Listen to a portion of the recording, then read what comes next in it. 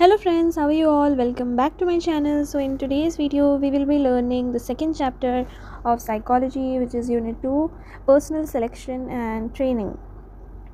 So let's first learn the summary of this chapter and then we'll move on to the question answers. When everything is over, we'll learn the chapter in the next video. So first of all, we'll look at the summary. Job analysis helps decide the right salary by showing job duties and risks involved. It comes before job evaluation, which compares jobs to fix fair wages. A job profile shows your current job goals and tasks clearly. Psychological traits needed in jobs include patience, leadership, emotional control, etc. Promoting employees can sometimes stop fresh talent from joining. Employee referrals are cheap and effective ways to find new workers. Employment exchanges help register job seekers and match them to job openings. Stress interviews tests how well a person performs under pressure. Non-structural interviews are open talks, not direct questions, helpful in understanding the real person. Concurrent validity checks how well a score matches current job performance. Training gaps can happen due to new technology, resignations, or company changes. People learn best when give positive feedback after training. Whole learning means showing the full job process for quicker learning. Training success is checked by whether goals were actually met. Job analysis helps in recruitment, promotion, salary, and training. The first result of job analysis is a proper job description. Job profiles focus only on key tasks, perfect for hiring ads. Without hiring the right people in a time, a company can run out of skilled workers. After job analysis, recruitment begins based on needs.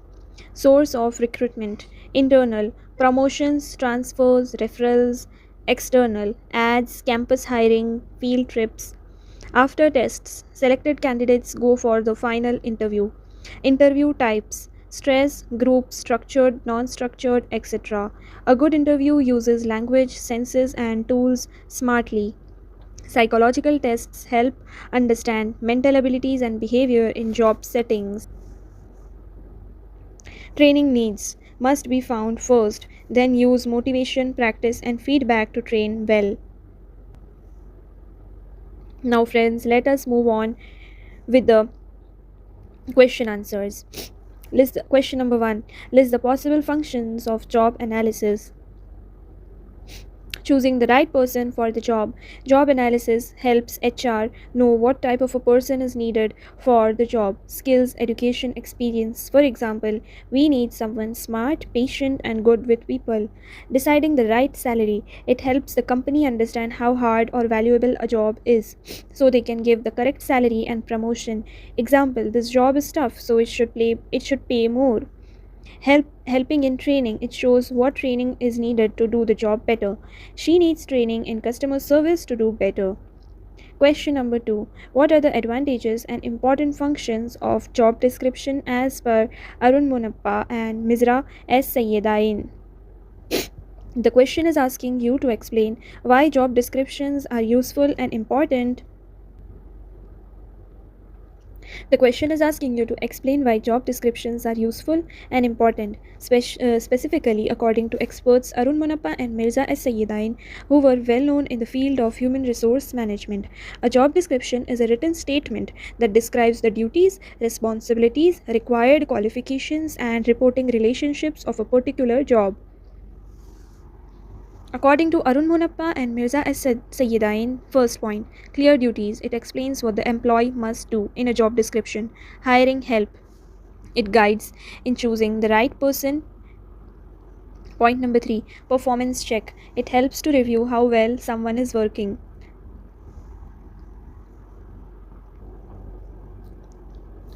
Question number 3. What is a summary usually included in a job profile?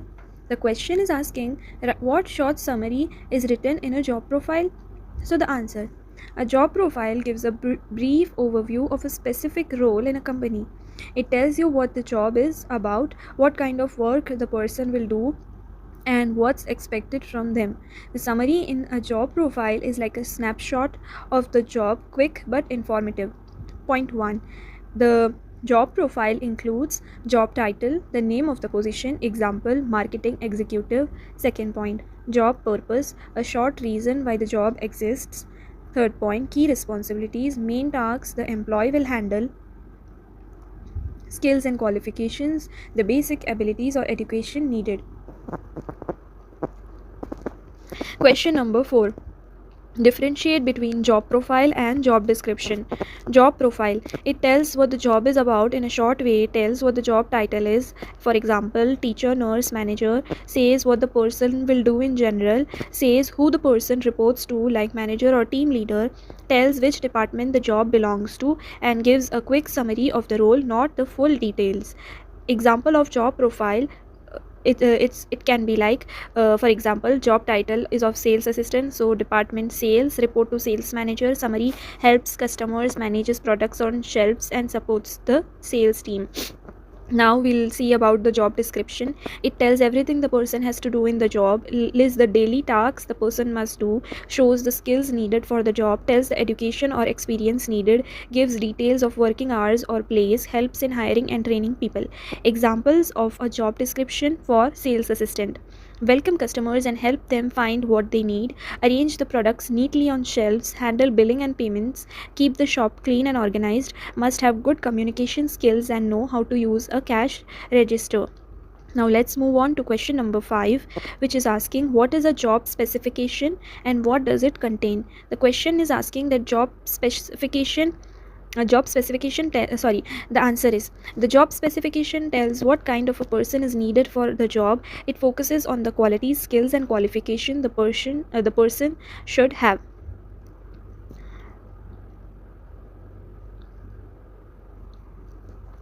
It tells the education needed, like diploma, degree, etc. Lists the experience required, like 2 years in marketing, for example. Shows the skills needed, like speaking, computer, teamwork.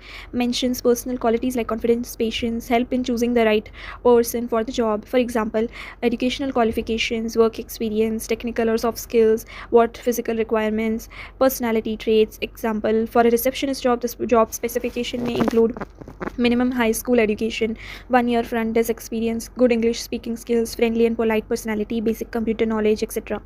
Now let's move on with the question number 5. Write a short note on recruitment alternatives. What are the recruitment alternatives? It means other smart ways to get the work done without hiring a full-time permanent worker.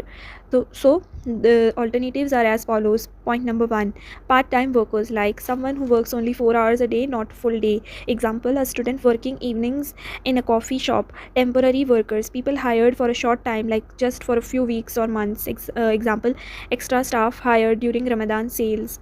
Intern or trainees, fresh students who work to learn and don't get full salary. A college student helping in an office to gain experience, for example.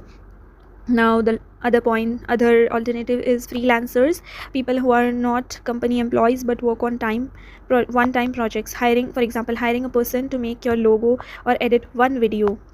Next point, promoting current employees, giving the job to someone who is already working in the company. Example, making the sales assistants into a sales manager. Now let's move on to question number 6, which is asking what is a recruitment policy. Mention its essentials. So it's a set of rules a company follows when hiring people. So the 3 points are as follows. It is a guideline for how hiring should be done. It ensures fairness and equal chance for everyone. Helps choose the right person for the right job. Essentials of a good recruitment policy. Clear and simple process. Steps must be easy to follow. Open to all. Everyone should have an equal chance to apply. Based on merit. The person should be selected. The best person should be selected. A recruitment policy is like a hiring rule book, fair, open and focused on picking the best. So now friends, let us move on to the long answer questions. Question number 1. Describe the internal and external sources of recruitment.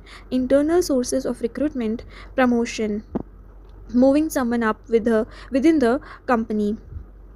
Transfer, shifting employees to different departments. Employee referrals, current workers recommend others. Internal ads, posting jobs for existing employees. Rehiring, bringing back former employees.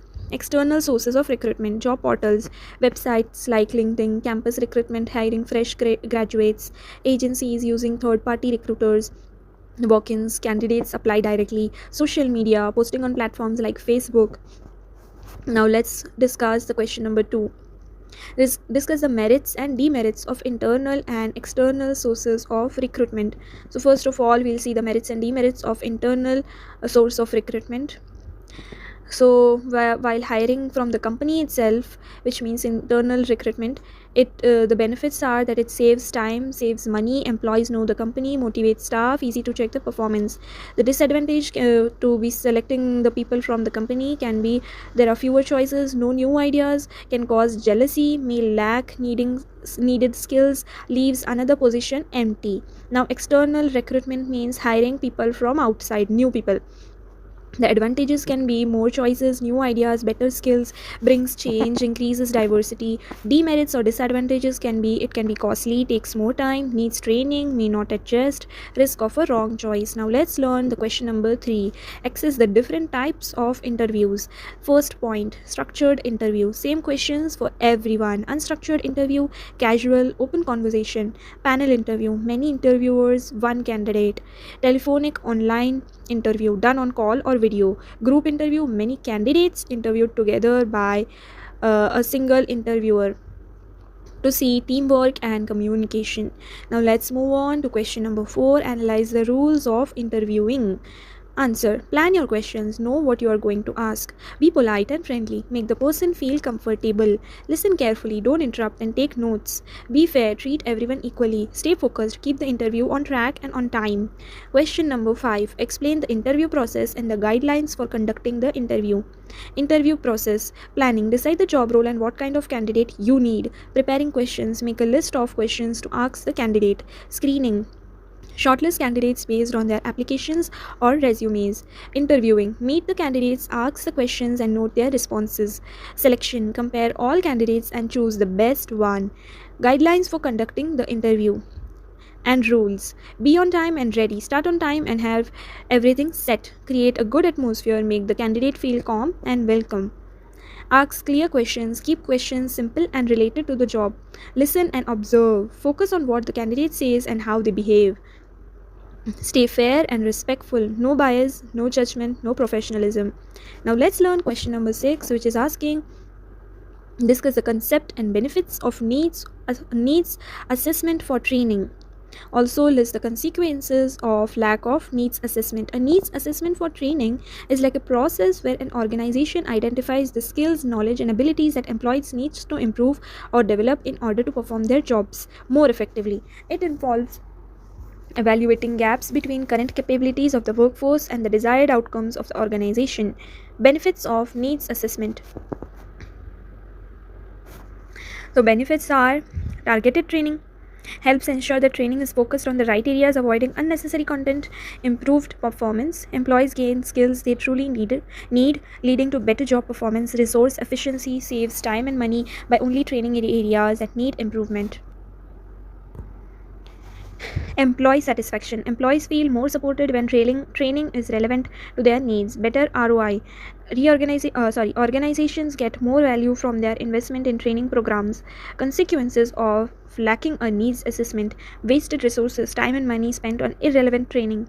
Unmet training goals. Employees may not learn what they truly needed. Decreased motivation. Employees may become disengaged if training is not relevant. Skill gaps. Missing key skills that affect overall performance. Ineffective performance. Employees struggle to meet job requirements, affecting productivity. Now let's learn question number 7, which is asking explain the training principles to be kept in mind. Now let's learn question number 7. Explain the training principles to be kept in mind for knowledge and skill development. Clear objectives. Set specific measurable goals to guide training and ensure focus. Active participation. Engage learners through interactive methods to make learning more effective. Practical application. Provide hands on experiences to help learners apply new skills in real life situations. Continuous feedback. Give regular feedback to guide improvement and reinforce learning. Repetition and practice. Allow learners to practice skills multiple times to improve retention and proficiency.